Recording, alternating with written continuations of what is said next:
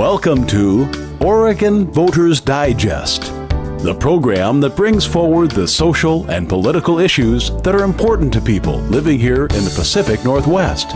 And now, your host, Bruce Broussard. Again, welcome again to the Oregon Voters Digest. I'm Bruce Broussard, your host. Welcome, folks. Well, we're about one show short of actually getting right into the election. That'll be next week. Please join me next week. And as you note, that's Tuesday of next week. The door closes for any candidate wanting to run for office. And I'm reminding you, that's the 6th. That's Tuesday at 5 o'clock. So if you're still interested in running for office, please do so. But remember, as I indicated to you before, make sure you've got the right resume for the job that you're going to be applying for. And that is what you're going to be running for. Because as you know, I'm inviting everyone to come on here in the show. And I will give you the opportunity beyond 3 minutes to identify what you bring to the table to benefit us here, not only in the city, but the state of Oregon. Okay? Very important. Again, Tuesday at 5 o'clock, if that's what you want to do. Otherwise, Sunday show, we will be listing out all those folks that are running for office, especially in District Number 2, where I happen to be a part of. Because District Number 2 is probably the largest county here, and as far as the issues are concerned, in the state of Oregon. That's why I'm here. And that's why I'm running, because I'm looking at my resume, and that's what it's all about. So I'm saying I'm going to be the example. That's what we're going to do, because we really need true, good, solid leadership this time around. As you know, I'm not talking about the national issue. We're talking about the issues, the national issues here in Oregon, more specifically Portland, Oregon, because in all due respect, the city of Portland, pretty well the majority of District Number 2, and the, quote, the black community, District Number 18. District Number 18 is in District Number 2. And again, another point I would make is that this is the Oregon Voters Digest. This is the Oregon Voters Digest. And all issues of elected officials tend to have impact across the board. And that's what the Oregon Voters Digest is. It was the first, in all due respect, it was the first blue book for the state of Oregon. And it's been around for a number of years. So please join me on that day. Very, very important date. So to date, what we're going to do today is that we've got a very important guest here, a very important issue that's having an impact on our state's black community. Okay, here in the Portland metropolitan area, there was an incident that happened, unfortunately, that is, in all due respect, is plaguing us. It's really having us some tough times. And we don't need a divide at this point in time. We still have the issue of a divide between black and white in our country, for that matter. We still have that issue. We're working on it, but we still have an issue. And we really don't need to have an impact at this point in time when we're trying to look for new leadership and good, solid leadership that we'll be going into the 2018 or 2020. So the bottom line is that this issue that we're talking about right here, I'm sure you're all familiar with the two free newspapers that you can really get the news out of, and that was the Willamette Week, and the Portland Tribune. I mean, the reason why I'm saying is that the news media in that particular aspect was shared, if you will, about this particular issue. And in regards to a young man who just happened to have been running for commissioner in District Number 2. His name was Charles McGee. And this thing is just taken off like wildflower, and we only have one side of the issue that's being laid out. That's being laid out. And that's there's the legalese side. It always happens that way. Whoever is the perpetrator tends to go through the legalese aspect of it, and whoever basically brings up the issue to begin with is normally either the media or whatever. So we got two dividing issues. But what is happening is that it's really impacting our way of life here within the state of Oregon as it relates to the black community, more in the Portland area. It just so happened this young man's background was so involved in the education process, the family process, and he had motivated a number of the residents, both black and white and whatever, about the idea of kids and family and the whole nine yard. It was tough to see that all of a sudden the issues that were brought up in the media. So these issues are still going on right now as we speak, but I felt it would be a good idea to bring someone on board to talk a bit about healing, because we have to separate the two entities. If they're going to go through the legal process, fine, but let's take this issue and set it aside, and let's continue to grow with community and togetherness and this, that, and the other, and focus on this upcoming election that we're going. So I'm saying to you that if you want to get a little bit more background on this issue, with reference to Charles McGee, then he's basically under Charles McGee, the Black Parent Initiative. That's basically what he represents. But get a copy, the old copy of the Willamette Week. And I think that I had this down here once before. I've got it right here. I'll read it off to you. That's the Willamette Week, Portland's Newsweek. You can Google that. And that's the February 28th issue. Okay? Out of control. The topic was out of control. Page number 9. Nigel Jacques was the writer for that particular deal. And so that's something that if you want to get some background on material, it's not something that we're just kind of like discussing. But I want you should have this and get to read. And then you got the Portland Tribune that has done some similar kinds of article. You can just Google the Portland Tribune and say Charles McGee if you want to spend a little bit more time. So the idea is my point is to get the facts from the media that's printed it. And then that keeps it right in the text. Don't make any false consumption. And then hopefully, as this thing goes along, I'm sure they're going to be coming up with more articles. But right now, I'm saying we don't have a solution. And it's really having an impact on the things that we're trying to do today. We got many issues. We got homeless issues. We can still have young people issues. We got employment issues. We got some very major issues aspect of it. So today, my guest will be Pastor Matt Hennessee from Vancouver Avenue Baptist Church. This man has quite a background himself. He's participated in business. In fact, as far as I was concerned, he was pretty well designated as a mayor during the time. Even before that, I knew him, and we was kind of like on the same trail, so to speak. But the bottom line is he's opted to. I mean, hey, in all due respect, he's joined the church, and he's an excellent pastor. Very articulate one. It just so happened, as far as I'm concerned, he gets his message over throughout the state of Oregon, and he's well known throughout the country for that matter, as far as I'm concerned. And he's really a pillar in our community. So I thought this would be an opportunity to maybe have a little discussion about. I use the word healing. And then he can just take it from there. But the idea is not really talking about the legalese of this particular situation. Is just kind of like putting it in reference, because there are many issues that we're having issues with on the table. But because he is a man that brings a message every Sunday he brings a message to his congregation and to the world for that matter. And I think that's very important to give us some sense of repairing what we're talking about and trying to keep us focused on our way of life and our families and on and on and on. Very, very important. So, Matt, welcome. Thank you very much. Appreciate that. Thank you, Bruce. And I'd like for you to give us, we're not going to go all that other history stuff about you and whatever, because we go back a long way. I want you to start off with what messages you give today. This is Sunday, and I know you've got the elder with you too. You got this young lady out here. I say young lady, I call her millennial. Because both of you in that same arena, because you're having to talk to the young folks as well as the seniors and whatever. Yeah. Because I fall in that same category on the show. Millennial. But my point is that it's very, very important. And so I'd like for you to start off. And what was your message today? Well, first, I want to thank you for having me, and I want to thank you and your viewers for this time to be on your program. I really want you to know that I appreciate it and respect it.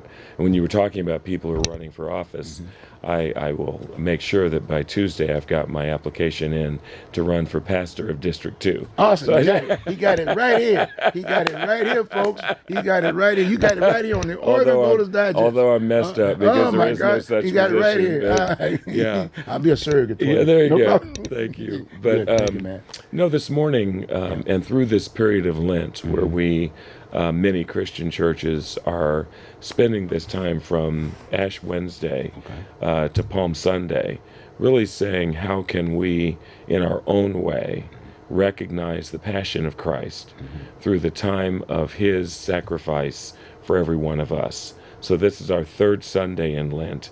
And this Sunday, there were a few things that were on my mind. Number one is all of the things that are going on in the world right now, and how many people who are disparaged, many people who are suffering and hurting on the one hand, and on the other hand, we've got a number of things that we as God's people want to make sure that we do to really show that we respect and appreciate what he's done for us, how he died for us, how he rose again for us, and how he's coming back again. So I speak totally as a Christian in that way. So the first service, and we have two services at our church, Vancouver Avenue First Baptist Church at 8 o'clock, which is an 8 o'clock to 9 o'clock service. And then the second service is from 10:45. Right now we're going to about 12 or 12:15. And so, and I don't preach the same sermon in each service, no. And so for 10 years, I've had a different sermon in each one of the services. So the first service was really about repentance and the importance for us to really recognize that every one of us as human beings, we make mistakes and we do wrong, we think wrong, and sometimes people only focus on what we do. I focus on everything we think, everything we say, and everything else, and all of us are guilty, right? But it's very important that we are going back to God, speaking about what those issues are, and giving him the chance to give us what we have a very difficult time giving each other, which is atonement, right? Because unfortunately, when things happen, oftentimes people are not quick to forgive. That's what we're supposed to do. That's what we're taught to do, and that's what I certainly teach that we should do. But oftentimes what we know is that God is the only one who immediately forgives, immediately atones, and basically says he treats us as if it never happened. And with that will come the freedom to receive the blessings that he has for us anyway. The second sermon was really, and so that first one was in the book of Hosea. The second one was really coming from the book of Lamentations, where Jeremiah is really having a very difficult time with what he sees on the landscape and recognizing how God's people have a chance to really make a change and they don't. And so it continues to hurt him in his heart. And people, rather than taking responsibility for themselves, they want to do nothing but blame God for everything that's going on. And yet the reality is that after a while, God is okay with us, he's forgiving us, but he's angry with us when the pattern of behavior remains the same. And so therefore, in the second sermon, it was really about how we look to find him, because we need, even in the days that we live in right now, we need something bigger than ourselves to really give us the foundation and the grounding that we need. And then secondly, what one does is wait, because once we've given God our message, our concern, our wishes, our hopes, and all that stuff, and you know what we want. We want him to instantaneously answer us, because we live in a very microwave-oriented society. We want answers right now. What comes in his own time. When he does that, we've got to wait for it. And then finally, we need to understand that the way for us to get better at loving, at healing, at relating, is really going through some really tough times, which cause us to have to really grow our muscles, our spiritual muscles, to become the people that God has called us to be. So those are my two messages those today. are awesome. I did that purposely because, in all due respect, I'm thinking about those millennials. Sure. And the fact that it has been said that we're lacking the numbers of folks that are in the pews, in terms of getting there and guaranteeing. And so I'm glad you made those 2 points, because too often there's definitely a need for the millennials, if you will, to get those kinds of messages. And then because they're not getting that message, then I use the word, the atheism definition tends to be more prominent among them. It does. And then there's all of the stresses and this, that, and the other, and the issues, and then they're still growing. I have two examples in our church. We have the same challenge everybody else does, but I'm thankful for those millennials that are a part of our service. So last week, we what I'm doing is getting them busy. Right. If you're going to be here, then we've got jobs for you to do. And what was really funny is one of ours, I called for the trustees to come up, and he knew he was a trustee. I'm telling you, he bolted up out of his seat and ran up to the front so he could stand as a person who was representing trustees to help take the offering, which I thought was great. Today in my Sunday school class, I've got two of them that are probably, one's 23, I think, and the other's 25 or 26. And we're talking about what are the things that you have in your life that you really hold on to, that you don't want anybody taken away from you, right? And I just cracked up. One was black coffee. I got to have my black coffee. Right. But the other one was oatmeal. And I'm just, we all in the room was like, oatmeal? Are you kidding me? I can't stand oatmeal. But he has to have his oatmeal. Yes, and this was his girlfriend that was sitting right there, his fiance, I should say, sitting right there saying, yeah, he's got a problem with that. But oatmeal is his thing. But here's the point. Both of them were getting active in the ministry and really working to say, how can we fill your glasses and how can we learn from you? So part of what we're trying to do over this next year is really to say, how do we use media? How do we use arts and music and things like that to really tell the message in a very different way than we have always been sort of traditionally doing it. In our church, just like almost any other, if you've been going there long enough, you know what's coming next, even if you don't have the bulletin. So over the next several months, we're going to really push the element of surprise and really say, how can people go to church, have a great time, but not know necessarily what's coming next? Right. Yeah. Well, it's very. I liked what you said because stories are so important. Yeah. You know, and you need your story to make the next week. If That's you will. right. You know what I mean? That's People use the horoscope. That's kind of like a story, so to speak. And so now I can make it. But hey, when Sunday comes around, I got to get another story. No, that's it. So I can make myself up again. You got it. I really appreciate your points that you made on that deal. And I would encourage, if you will, young people to look at it that way. Yes. Because a lot of times, in all due respect, you use the word. They use the word God, and then they get into this other mindset routine, and everybody's no, go down there and get your story so you can make it next week. That's it. You know what I'm No, saying? that's exactly right. That's why I want to share that with you. You're a good storyteller. You're Well, good. bless your heart. You're good. I like that. I like that, Matt. Well, Matt, tell you what. Let's get into this deal. I don't know just how much you know about this. We met. We talked about it. And whatever you can talk to in regards to how should one deal with this issue right now for a healing purpose aspect of it. Because as you know, when there's only one side being told, and because of the divide that we're having, in all due respect, between black and white, and the pictures are shown, and there was an issue about who were the two young men, and the faces were shown in a very major newspaper, if you will, two black men, and then i.e. this young white woman, and from an icon, the NATOs. You knew the NATOs, yes, like I knew the NATOs, yes. And I thought that was pretty horrific in terms of how that was printed in the newspaper. I didn't like that to a certain degree.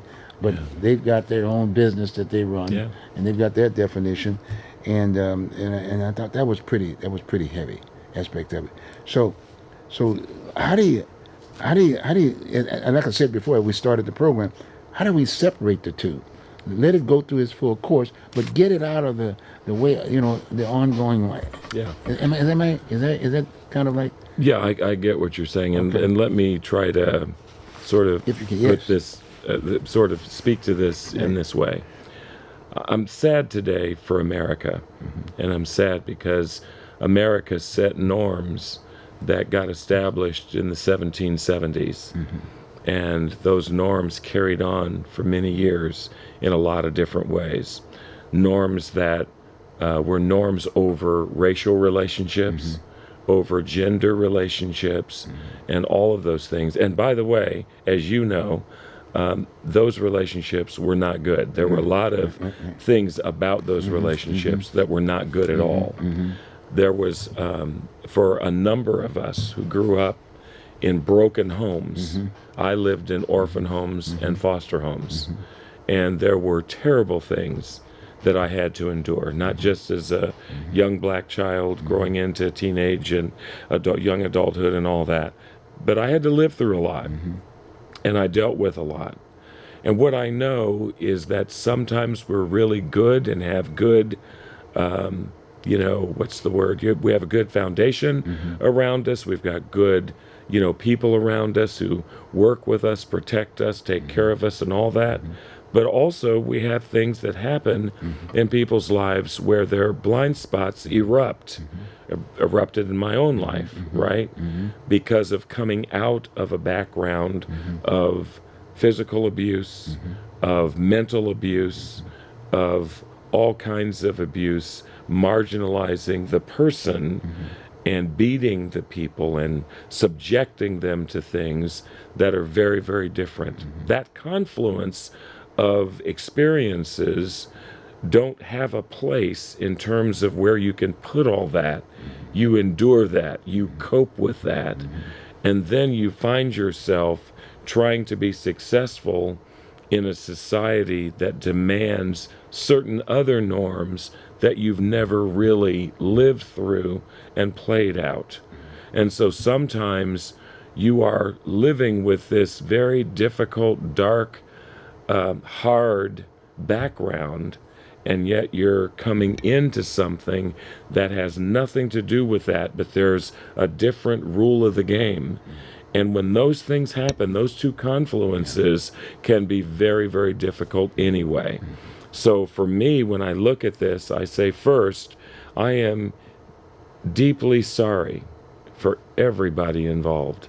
I really am, because what I know is that no matter what, as human beings, every day we are injuring each other. And oftentimes not doing it directly, not doing it meaning to do it, but it happens. It happens in our language. It happens in our sharing of opinions. It happens in so many ways.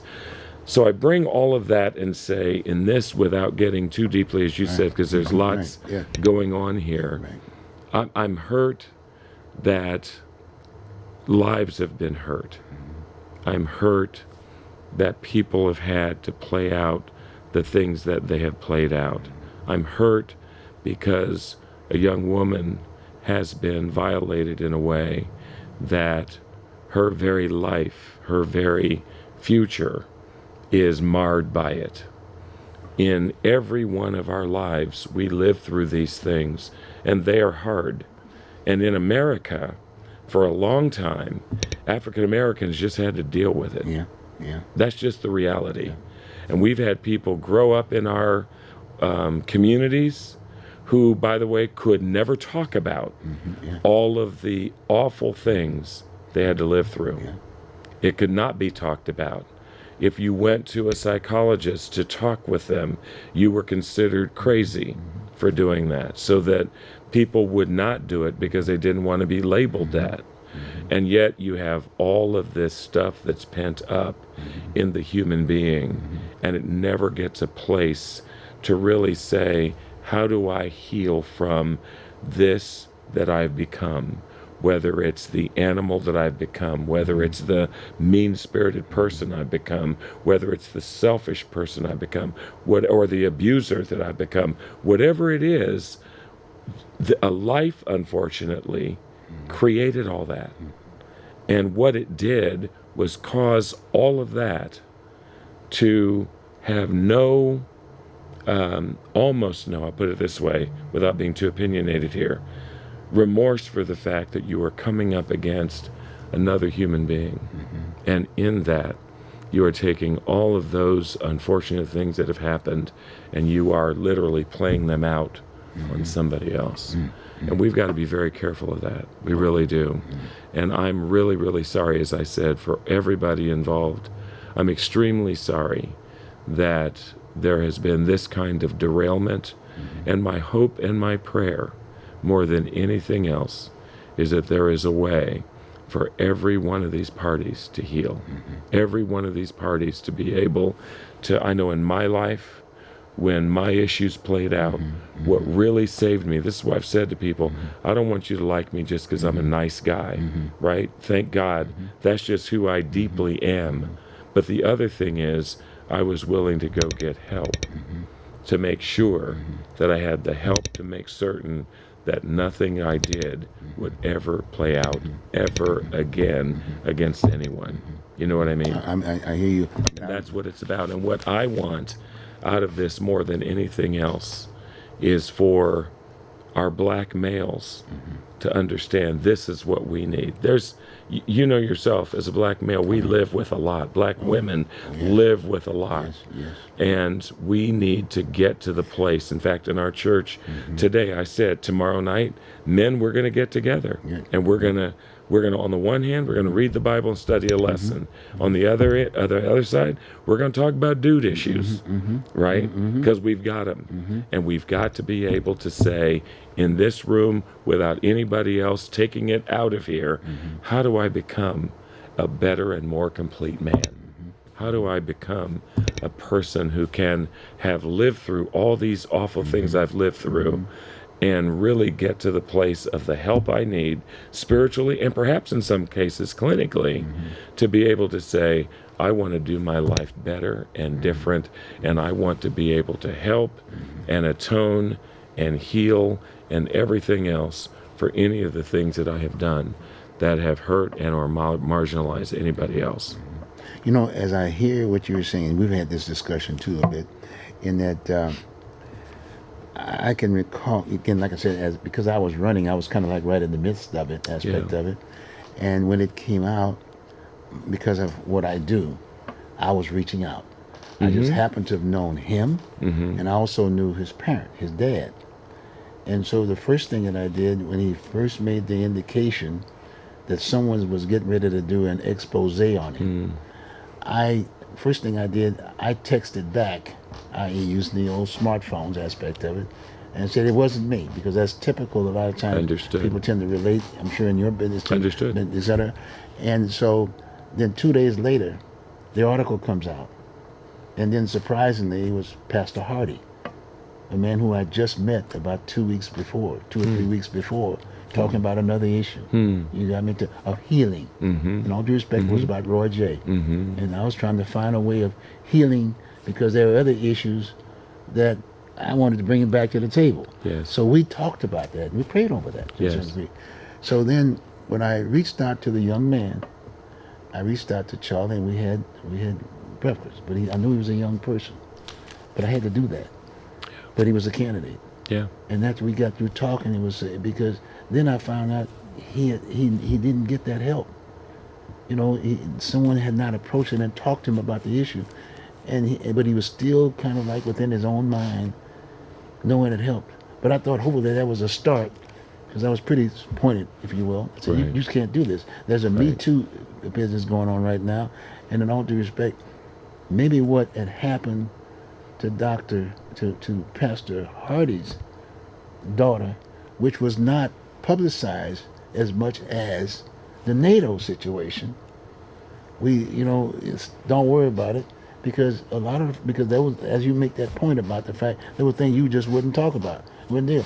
And then the community was still behind you. And had you just gone on and as I was telling him, you just need to just get out of this race situation, and then that way, that's a start. And then that way, because that's putting a lot of pressure on these other folks. But like I said, then he just went on and still kept the community there. And then we were using the biases between the black and white situation. And then the others, when the NATO thing came out, they really spent time. I mean, I noticed how the Willamette Week did it, because that's their forte, but how horrific they made it, and how they went on TV and dotted the I's again, and showing the faces of these two black men without actually giving the opportunity to go through the whole process. But that's the system we're living in today. You got my point? And that's why I'm saying I'm appreciating we're having this discussion, because it is a story. It's about healing. And the healing has to be done in the right place. In the Church of God, and that's what you represent, aspect of it. So I thought it was very important for us to talk about that in that particular tone. Not that it's over with. But and the same thing I did after I got through doing that, I went to his dad. I reached out to his dad. Well, naturally, his dad was supportive and whatever. He's got a family, they come from the old country, if you will, from Africa. And his dad said, well, Bruce, I was concerned about people not supporting me. Well, Mr. McGee, look at what's happening here. I mean, maybe you should go and visit with Pastor Hardy. And maybe you should take your son with you and apologize to what he did, and then get that squared away. Maybe consider doing a story, doing a sermon with Pastor Hardy, letting him do that at the church there at Highland, and have him on the diocese with your daughter, and then do the sermon and apologize before the other millennials. That was just a suggestion, not that I know everything, but I thought it was an idea, but naturally he in this generation aspect of it, I said, well, maybe he was just a father and mom and defending, and a mother is a mother is a mother. My son has not done anything wrong. I mean, that's just the way it is. Now the father, look, well, you take your place, but that's my son, and he hasn't done anything wrong. And so I just wanted to kind of start shining. Yeah, let's do a quickie break, and then I want you to come back and respond to it. I appreciate that. Okay, good. Yeah. Hey, we're going to take a short break, and we'll be right back getting our story.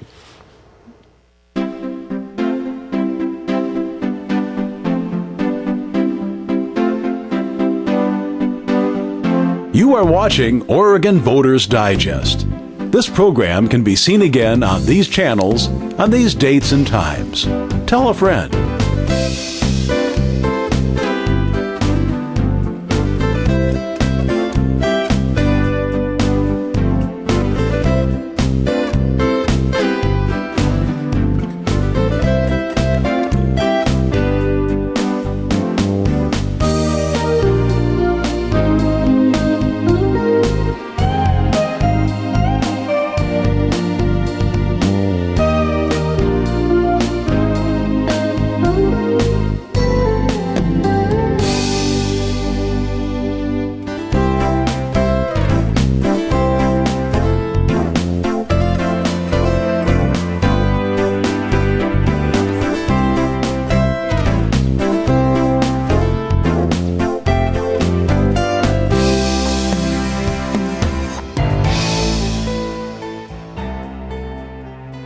Welcome back. Look like we're back. Yeah, thank you very much. I hope you're enjoying the show that we're having today. It's a very, very important one.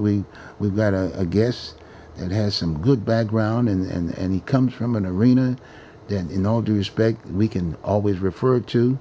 Maybe it's not as exciting as it was, but it should be excited again. And I would encourage the millennials, if you will, to understand what we're talking about here. This is a place where you can get your stories. That's exactly what my background was, even though I was a Catholic and whatever. But I recognized I was an altar boy during that particular time and whatever. But that's what it was. You went and you got the stories, and that gave you the enthusiasm and all this other stuff that you need, if you will, to survive to the next point. And so that's how I was raised, if you will. And it's not a quote, the big push about the God. No. That's a place of peace. That's a place to get the message, to keep you going, because we don't have that today, and that's why a lot of folks are struggling. And so I would suggest to you and consider, because a lot of times people just go to just listen to the songs, to listen to the choir, but the bottom line is that it is a place of message, and it's like your horoscope, like I'd said before, but the horoscope is just short, and that's pretty well commercialized. But if you really want to get the real message, visit a church. Visit a church, and you have your options. But it's all the same thing. It's about the message to keep you, wake you up, keep you motivated, and whatever, stir it up. Okay. Well, anyway, we were talking, and Pastor Matt Hennessee was kind of sharing with us some healing, the rationales for the healing, as it relates to, from his perspective. And we went through that piece, and then I sort of shared a little bit more about what the processes that I went through.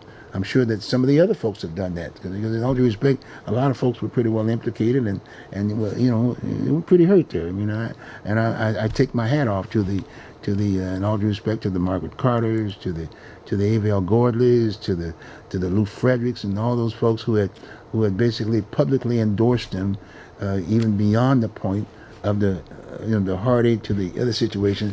And that's a tough situation. They are our leaders, and we worked hard to get them there. And again, that's another reason why we're doing this show, because there's still the leadership aspect of it, and we should continue to be supportive. Got to be supportive, and we got an election process. But anyway, I just wanted to share that particular thought, and I'm gonna let the pastor now keep giving his stories. And I appreciate that, sir. Here's part of, if you look at this very, very sad situation, there are still some very important lessons to be learned. On the one hand, I thought we got what a beautiful example that if you're running for office, when President Obama ran as then Senator Obama, he got all the bad stuff out. When he stepped up to the microphone. He said, and by the way, Yep, I exactly. did marijuana, Yep, yeah, I he did cocaine, I did this, I did that. And he put the stuff out there. If somebody's running for office, the better thing to do, number one, well, first of all, if bad things have occurred, you need to go back and remedy them. I look at this and say, credit needs to be given, despite ethnic background or anything else, for somebody, who had something as horrific as this happen to them, that they never said anything publicly, never tried to damage this person in any way whatsoever, except if they ever ran for office, right? So up to that point, she was not willing to have this conversation at all. What was important, in my view, for both of these gentlemen was to make sure that they did what they could to really atone for their sins, because that's really what it's all about. And quite frankly, I don't, for whatever reasons, I don't know why one would have that kind of stuff in their background and run for office anyway and assume that somehow that's not going to come out. And so I just ask everybody to think about first, what's my responsibility? My responsibility is to say, I own what I have not done well, and I want to do everything I can to make it right with that person. And I want that person to know that I'm deeply, deeply, deeply sorry for what has occurred, and between them figure out what can be done to create atonement, to create peace and healing within them. That's really, really important. Oh, very. But the other thing is to recognize, as I was saying before, if there are some behaviors that just keep being repeated, it is extremely important to go find, whether again it's spiritual and or clinical counseling, to say this needs to be rectified. This cannot continue because this is not right. And in every one of our lives, people have done damage to us. Personally, I've had that done to me. But the last thing I would do, just because I'm me, I'm not out to try to harm anybody or to get even with anyone or anything like that. And so therefore, I've never done that. But I understand people who feel that that's the only way they can do it. And I say there's still a better way. And that better way is a spiritual way. That better way is still being able to recognize, and this is one of the things that I believe in, it's not what people call you, it's what you answer to. Exactly. And I want to answer to something higher and better than what I am. And I want every human being to be able to say, no matter what I have done and however I have erred, I own what I have erred, I own what I have done wrong, and I want to go forward and not keep doing that very same thing. And I believe that healing comes from a place when people can literally say, I'm going to hand this over to a power bigger than me, and I'm going to go forth knowing that the God that I serve is able to not only handle that, but also free me. Because if I am freed of the things that are really bugging me, the things that are really harming, that I'm really taking the harm and keeping it, then all it's doing is coming out in bad ways. But what this does is give the opportunity to really say, I want to create peace. And part of what I'm writing my dissertation on at George Fox is the same thing. It's really, how do we create peace? And in doing so, a lot of it is using practices that remind me that I'm only one small part of this whole thing. And yet, what's important is that I want to be a good, productive person in the world that God has given us. That when there is, like St. Francis of Assisi said, you know, when there are bad things going on, I want to be able to give love. I want to be able to be the person who's willing to speak of pardon, willing to speak of forgiveness, willing to speak of giving somebody another chance. And that's what it's all about. Well, you know, Matt, you made a good point in regards to some people are sick and they're not, and I've learned this through this particular process here, but they won't admit it, and they need help in admitting it. And a lot of the folks who are there for them are not That's wanting right. to do it. You know? That's right. Because they're saying, well, what if this person is gone and I don't have anybody? That's true. And especially moms. No, that's right. You know what I'm saying? I mean, Bruce, I can tell you that when I saw all of this, my first reaction was, I wish that there was a way versus with the Me Too movement and all of them. Yes. Isn't there a way that we Yes. can all Yes. channel? I Yes. would love to just say, you know what? Yes. Let's all get together Yes. and let's really figure out how we can bring peace and bring harmony and bring healing Yes. to everybody here. Yes. Because everybody's been harmed Yes. down the line Oh. in this situation. Oh, Not very just much the so. principals, Oh, no, but no. everybody that's connected to them. You know, on one hand, and then again, putting in my so-called my so-called political, i.e., running for office kind of thing, that becomes part of my platform because my thing is that I want to go back to as part of the platform. I'm going to suggest that in the application process, they talk to them. Yes, that's So right. when you sign this, That's these right. are the things that if you do blah blah blah blah That's blah, it. you know, and then vet that person before they even i.e. are accepted. That's right. You got me? Go I to the think that's committee, right. See what I'm saying? And Yeah. just do it that way, point blank. I think it's And then absolutely hopefully right. that was just my little short contribution aspect of it. And you sign it. You That's sign right. the document, and then all the fun, they look at it. And then guess what? You have to think another time. No, that's right. Now That's the person that's say, very well, true. even though I do have, I think I can get away with. Now, if you take the chance, then you put those figures down there.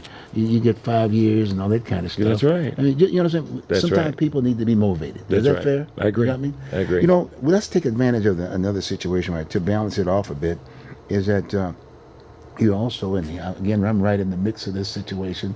At the county, and we're very familiar with the whole issue with the chair, Deborah Kafori, and Commissioner Loretta Smith, who happens to be a black woman, and Deborah Kafori happens to be a white woman, and all of a sudden, but again, that's a very stressful job, very tough job, and I'm looking at this as procedures. After I filed to run for office, I'm looking at procedures. I said, is this really what I want to do? I mean, at least I'm not. At least I don't have to run for chair. That's right. That's right. I can just sit back and Yeah. not do anything. Yeah. But the bottom line is that it's so important to have someone on there to talk. But the fact of the matter is, I saw it through just the short time that I've been spending, because I automatically, to learn the job even more, I'm at that commission meeting every Thursday. And I'm saying this to all of the other candidates who are in it. You need to get to be those there. commission meetings, and you need to take that 3 minutes, because that's that extra 6 seat. And that's that 6 seat. You need to be there Right. to see and hear what's going on. Very important. And in fact, you've got a far better position to at least articulate yourself for Right. that 3 minutes, as opposed to the ones that are already sitting there. That's right. They say nothing. That's right. Because they're still learning. They're still trying to figure out what's going on. And so, but the bottom line is that getting back to the chair and how that outburst, if you will, I was there. And I said, wow, this is really something else. So then naturally, I had to look at it from the standpoint of, as a black person, from a historical standpoint, because I grew up in the South. Yes. And I knew how we were treated, if you will. And I had to make a statement in terms of how, in all due respect, the majority male, the white male, treated my mom. That's right. And I had That's to right. react to that. That's right. It just so happened she happened to have been a woman, but she had a white face to me. Yeah.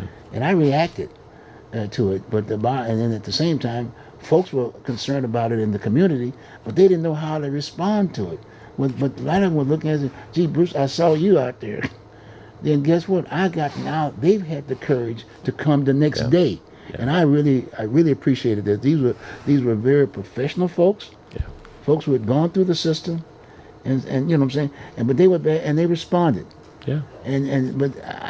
But so now I'm saying that's another piece there. You happen to have been there that third time around.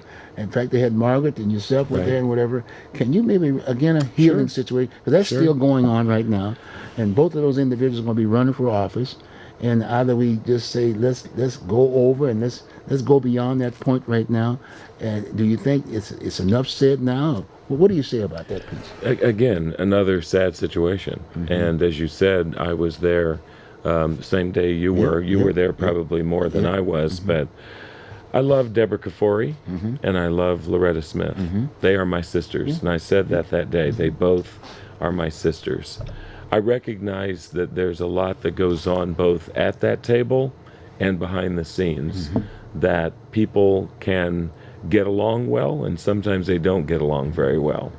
And in the public discourse, it's always important that we are always putting our best foot forward. And so whether we get along or we don't get along, we've got a responsibility for the citizens of Multnomah County to make sure that when we are sitting in a public space, that we are getting along and working with each other. I think what happened was very, very unfortunate. I really do. The word used, how it was used, and everything else. And I absolutely believe that it was egregious. I thought it was sad, all of that. However, I also feel that as egregious as that was, I felt that, and you heard me, I was one of few that day, because there were people literally calling for the chair to be to resign. And I did not call for the chair to resign, because quite frankly, if any one of us were, if that was the litmus test, you do something really bad, then you have to lose your job. I say that most of us would be unemployed, because every one of us have done things that, quite frankly, we, if that were the litmus test, or that was the standard, we would not be able to be there. I think it was unfortunate. And as I said, I think Commissioner Smith handled herself very well. The day that it happened, I saw the retake of what happened in that commission meeting, and I believe that it's important for her to be to remember that Michelle Obama's statement was right: when they go low, we go high. And to I would ask her to ask all of her supporters to let this now be over, right? To if the chair had never apologized and taken full and deep and sincere responsibility for herself, then I could understand why people would still leave this sore open.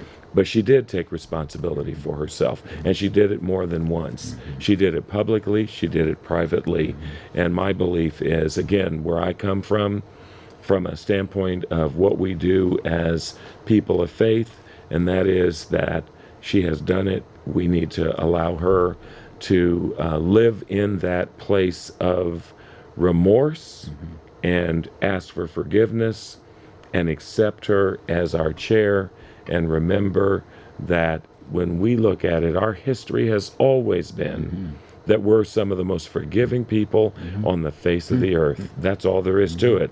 Otherwise, after slavery, there should have been a total mutiny around here, and there wasn't, right? Same is true in Jim Crow. Same is true in Reconstruction. You can go all through our history. We have been the ones who have tried to make sure that we recognize that God fights our battles, and we don't have to fight them all.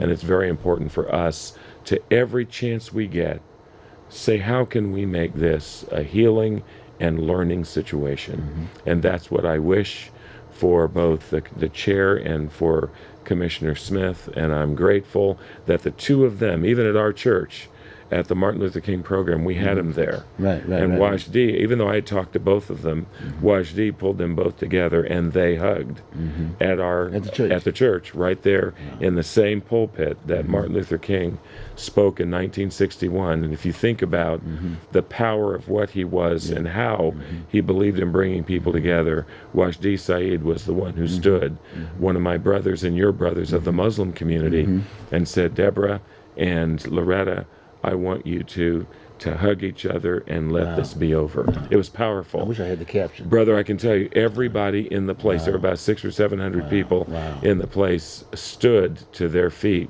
without prompting. It was beautiful.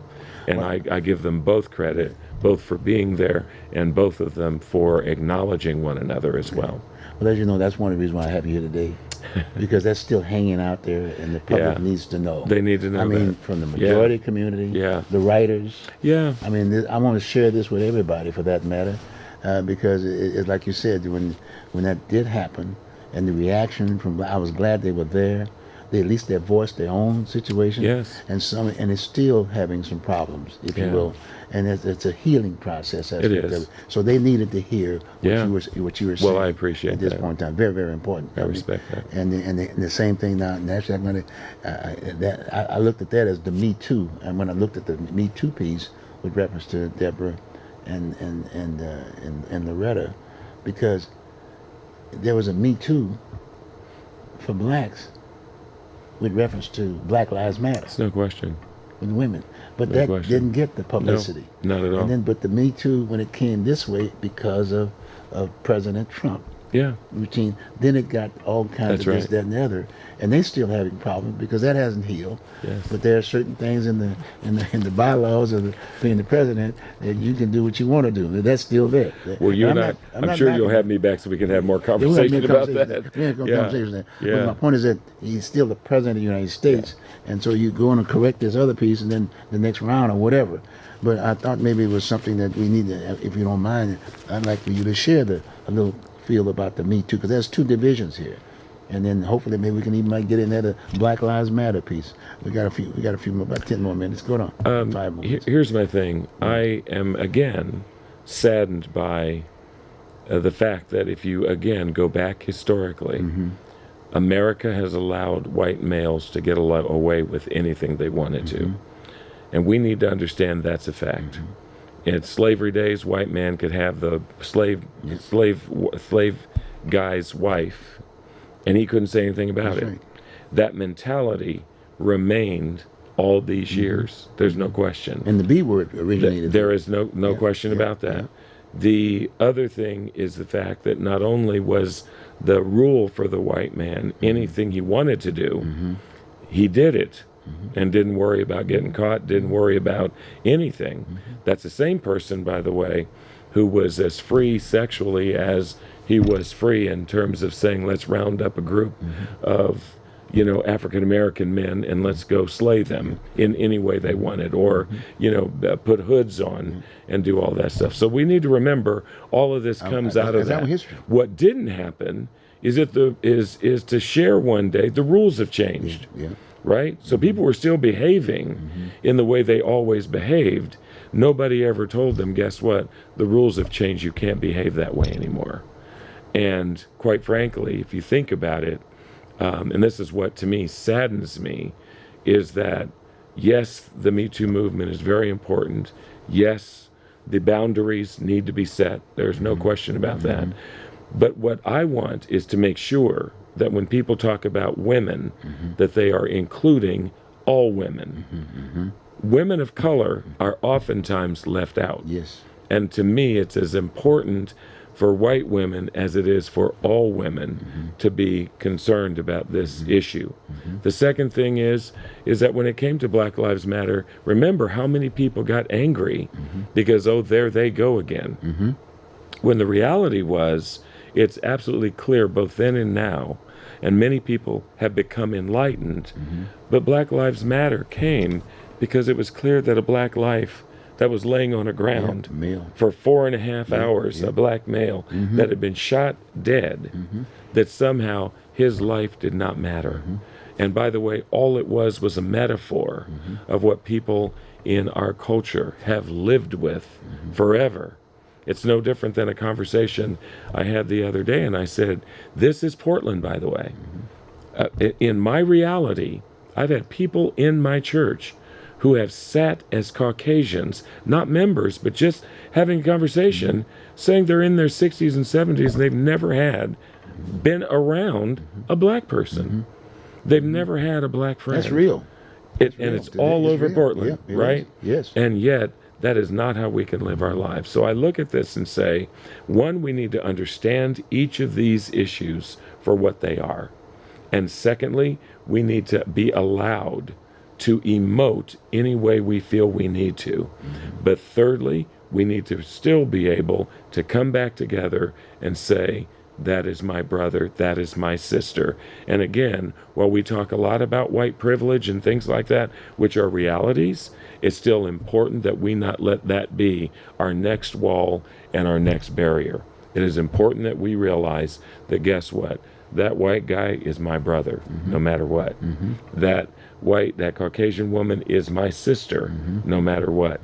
And how can we all figure out how we can live together here peaceably in a healing and loving way, and that each of us can respect and appreciate each other and let the past be the past and really work together to say, what kind of future do we want to build for each other? And that's what it's about. Well, man, this has been very inspiring. I mean, I think about the message, if you will, the sermon. You know, imagine now you've given your sermon here today. You've given your message here to the guests who are the viewers, if you will. It will be repeated many times over. It's on YouTube. In fact, it's live stream aspect of it. And it's unfortunate I got to sort of encourage you to maybe get a crew, if you don't mind. Get a crew and maybe get certified from this end of it, and maybe put those pieces on the tube. I mean, I've seen these other, but we've got our own. You know what I mean? We need that. Yeah. We really need that because people are really hurting hard. It's true. When I think about some of the things I want to do in regards to the homelessness aspect of it, yes. I mean, we got to get them off the street. They need help. You got me? And I got my way of doing that, but the bottom line is that we all need help. Yeah. And we want to thank you very, very, very much for being here on the Oregon Voters Digest. And, you know, this is not your last time. Thank you. Thank you for having me. Come on back here more often.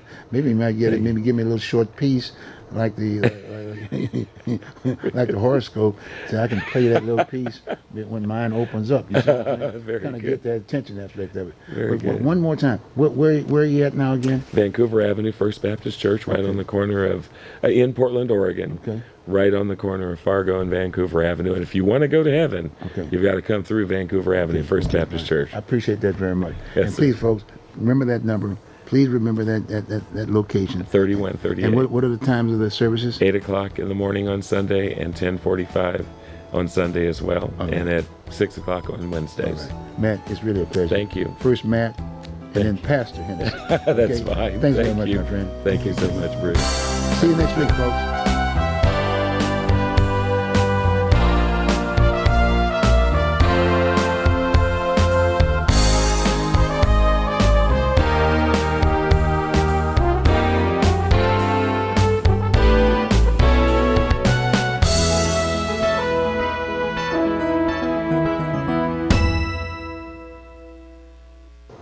Hey folks, I'm Bruce Broussard, and as you might know, I'm running to be your next county commissioner. But I will continue to host our Oregon Voters Digest, and will likely share my views on important issues here. And since this is going to be a very important election year for everyone, I'm opening this platform for other political candidates to share their views too. So, if whether you're also running for Multnomah County Commissioner, or if you are going to be on the ballot in any other position in our viewing area, you are welcome to come on this show and tell us what you are all about. This is an open invitation to anyone running for any office in the Portland area. We broadcast our show live every Sunday afternoon here in Northeast Portland and would love to share the stage with you. If you're interested, send us an email at ovdguests@gmail.com. The email should be displayed on your screen now. So, come on down, write me an email, and tell me who you are, what position you're running for, and maybe a little about yourself. Again, our email is ovdguests@gmail.com.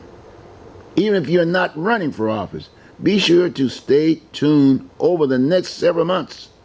You're going to want to know how your candidates stand on the issues and how they plan to represent you. Have a great week, folks. Everybody, I love you. Take care.